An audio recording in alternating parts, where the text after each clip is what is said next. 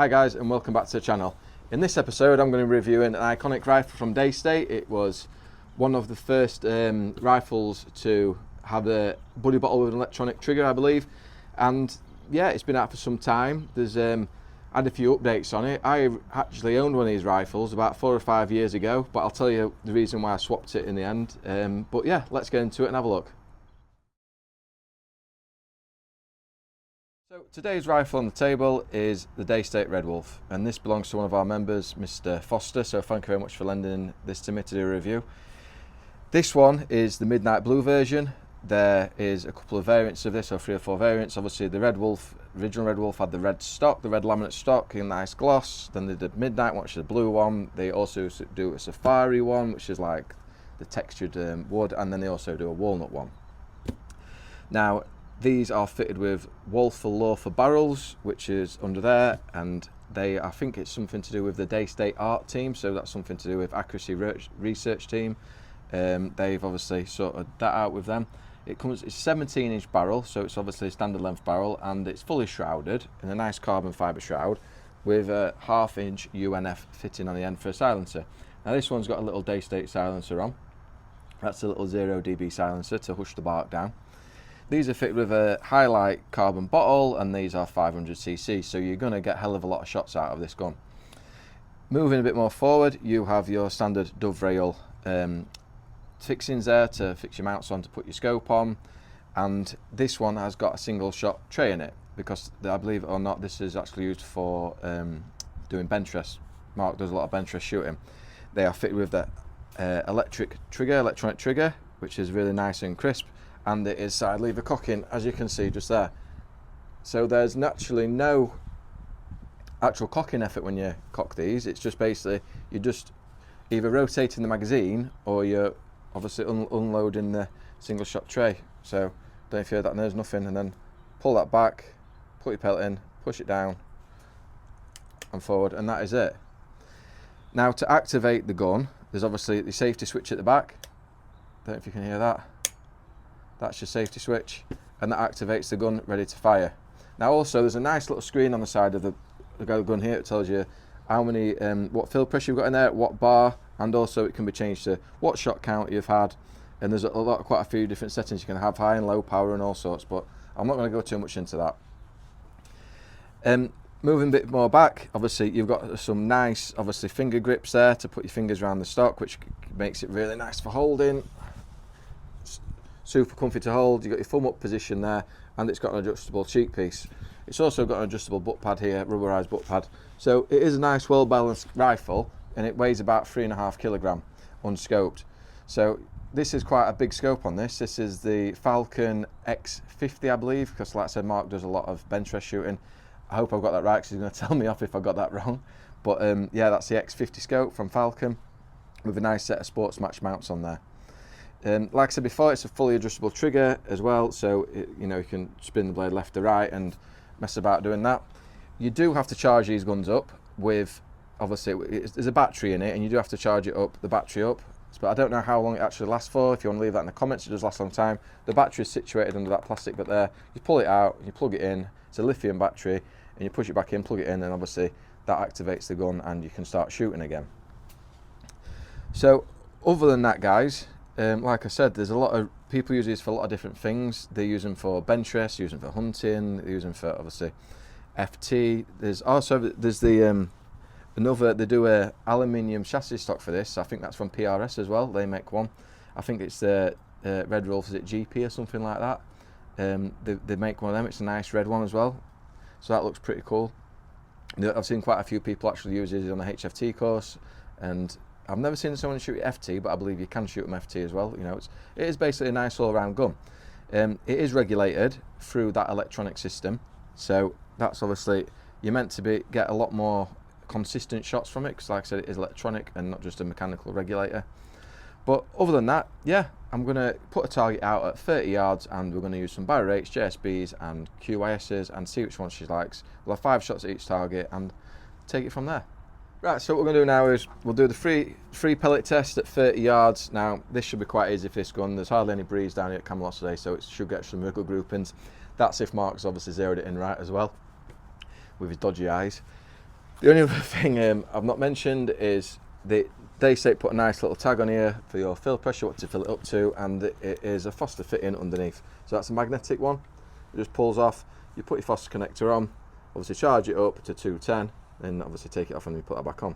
So that's quite nice and prominent as well. So you're not gonna lose that, which I quite like as well. It's not on with a rubber seal; it's magnetic. So yeah, let's get into this then. So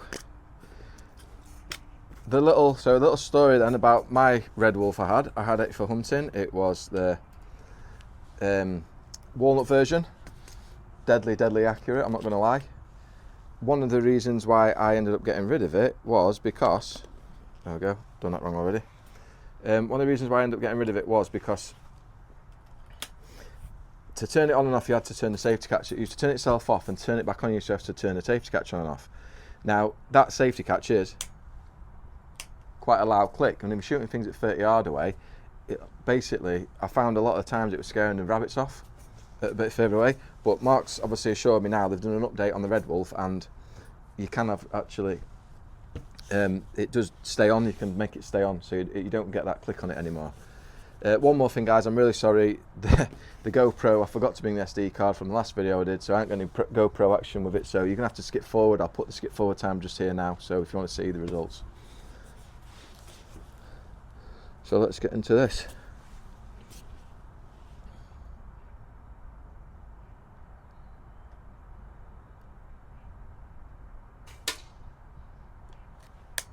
Take the safety off.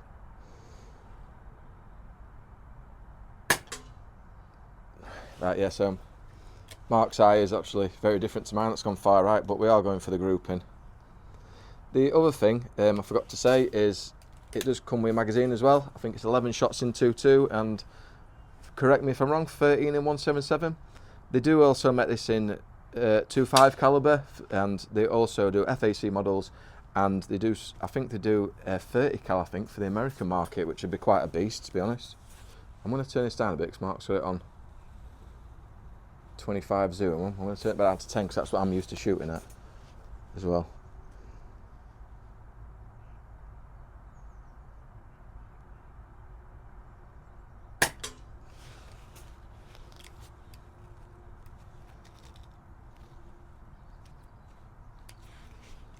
Very smooth and crisp that loading system on this, on that single shot tray.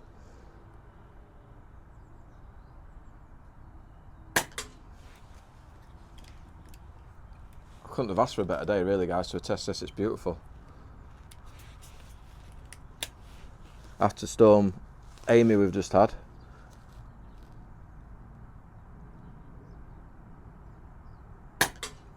we did have some brave souls down at the club at the weekend. Tony told me wanted to have a go at it, but I don't know what the groupings was like.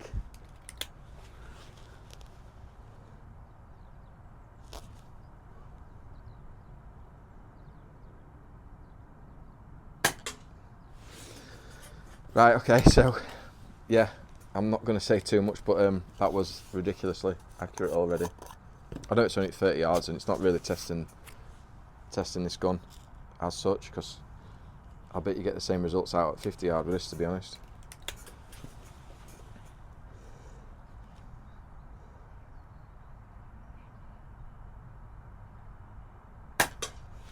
Something that I did do as well when I got rid of my Red Wolf, I still wanted the bottle version of a Daystate, so I swapped it for a Wolverine, the mechanical version, and I've still got that, but I don't really use it very much. I've used it for one of my videos, squirrel hunting. If you want to have a look back through the videos on that one, I should actually get it out and use it a bit more, to be fair. It's a great gun, that is.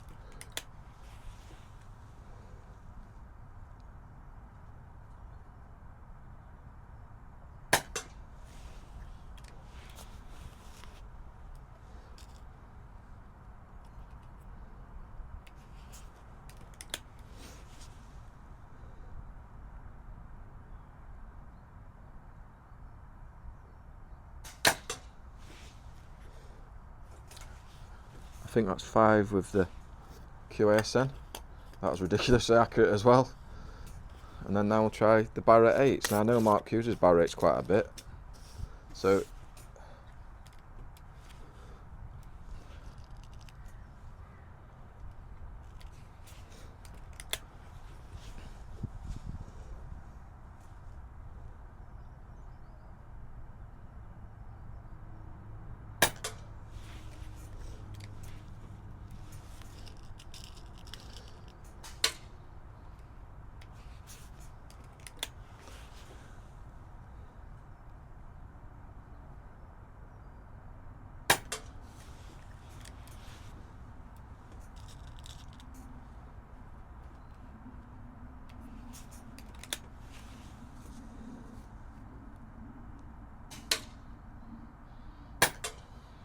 Jesus, it is accurate, this gun, guys. It's that one of them groupings you don't have another shot because you don't want to spoil the group.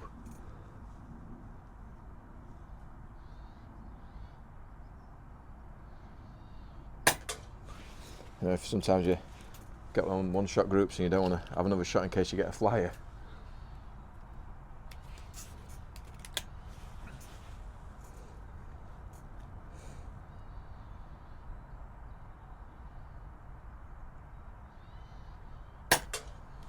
Right, so that's it then, guys. That's the pellet groupings. Now we'll get the results in and have a quick look, but I think it's going to be hard to judge which one's won with them.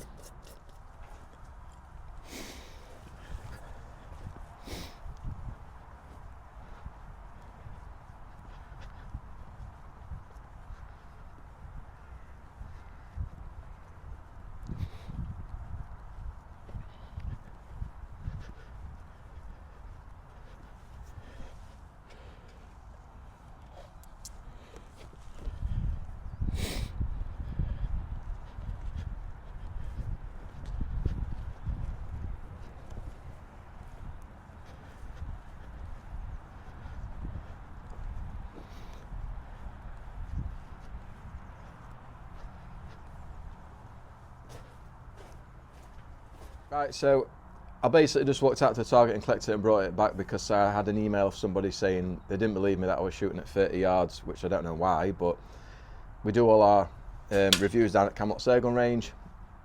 Obviously it's a 60-yard range and we shoot out, they'll just do the test at 30 yards. This is our own, basically it's part of the pistol shed where we do all our, do the reviews, and if you've ever come down you can see that because you like shooting here as well when we're not here and things, and then you can see our 30-yard target out there, which is in line obviously with the 30-yard measurements on the actual main bench rest and plinking shed.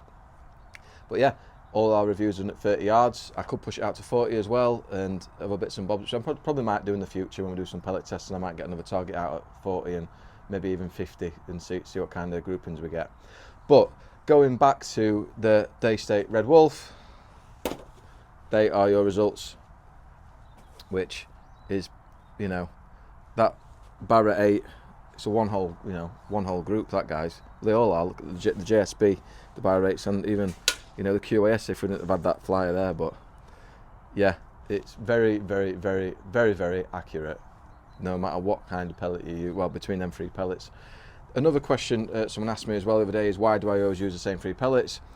These 3 pellets, I believe, are the ones that, you know, each barrel I've ever used on different guns, one of these 3 pellets, it will always be suited to that barrel. And they're probably the 3 best pellets on the market at the minute for, obviously, Wolf barrels and barrels and BSA barrels and everything else. I do know that some barrels suit different guns more, but these are the 3 that I've chosen. If you do actually want to see me use a different pellet or anything, if you do leave another comment below, I will start using that and we'll do a 4-1 or whatever, and we'll do that as well. But yeah, for me, I think JSB, do you think, Tony? Probably, yeah. Yeah, JSBs have won this.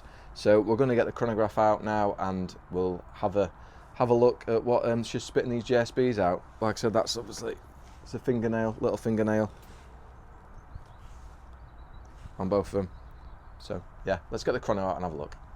So we're going to do the chronograph test now, and we're using the JSB Exacts 844 grains, and we'll have 5 shots and see what she's spitting them out at.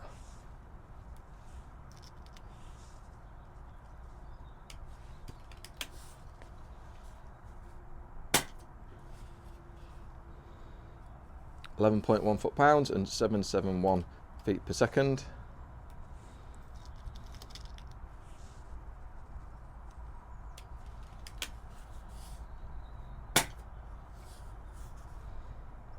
Seven, 7.3, 2.2 and 11.1 again.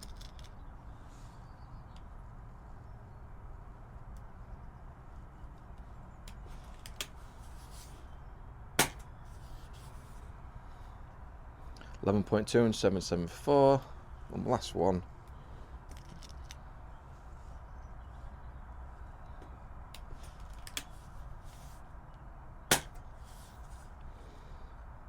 .6 and 11.2 again.